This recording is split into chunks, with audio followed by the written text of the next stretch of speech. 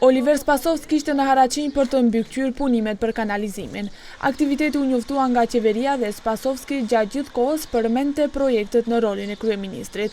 Megjithatë, në këtë ngjarje paraprakisht u ndan maskat të cilat paraqesin material propagandues të koalicionit Mundemi, ku Spasovski është bartës i listës.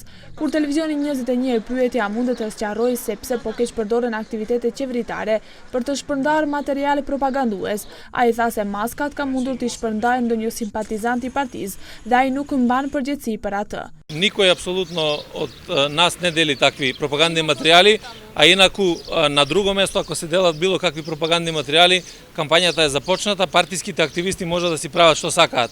Inaku ova je nastan na vladата. Ние видовме како се делат маски. Pa to treba da prašate koji ги deli. Verovatno ako se партijskите активисти тие кои што ги делат, тоа е работа на партиите.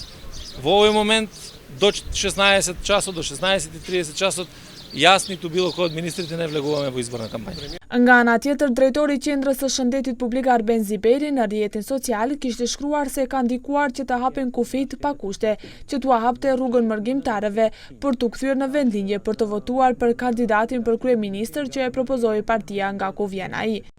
Unë si antar i Komisionit për Sëmundje Infektive dhe antar tjerë kontribuam që kufit të hapen dhe njerëzit të mund të lëvizin më lirshëm pa ngarkesa protokollare që i rekomandonin nga OBSH, pse jo të mos vinë në vendlindje për kryeministrin shqiptar. Për shkak të kësaj, ministri i Shëndetësisë Venko Filipçe tha se do ta shqyrtojë shkarkimin e Ziberit nga posti i drejtorit. Unë sot do të konsultohem me jurist dhe nëse mundet, drejtori do të shkarkohet qysh sot. Filipçe si reagoi Ziberi. Ministër Filipçe, ndaloni ta keqpërdorni foltorën e qeverisë për qëllime zgjedhore. Unë jam kandidat për deputet dhe kam të drejtën time që në profilin personal në Facebook të kem qëndrime politike e për skaj kësaj në asnjë moment nuk kam keqpërdorur institucionin që e drejtoj, gjë që për fat të keq e bën ministri Filipçe me këto deklarata me prapavi zgjedhore. Për të dy rastet pyetëm Komisionin për Antikorrupsion. Për rastin e Spasovskit thanë se nuk ka njohuri. Në rast se sigurojnë materiale se janë ndarë maska, do të shqyrtojnë rastin dhe do të sjellin vendim. Për rastin e dytë thanë se tashmë kanë realizuar mbledhje dhe është vlerësuar se drejtori mund të bëjë shkelje të ligjit se fushatën zgjedhore ka realizuar gjatë orarit të punës, pavarësisht asaj se këtë e ka bërë në rrjete sociale ose në vend pune.